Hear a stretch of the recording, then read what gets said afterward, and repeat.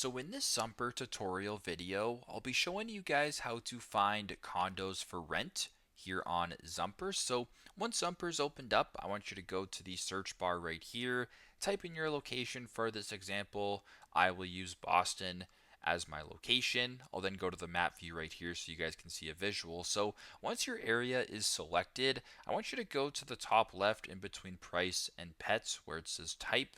Press on that, make sure that condo is selected, and then press on view results. Now, what you're going to be seeing here is only listings that classify as a condo that would be here. So if you want to change the price range, for example, you can go ahead and do that, and it'll actually refine your search a little bit. But once again, it'll only show you condo listings. So very simple, very straightforward.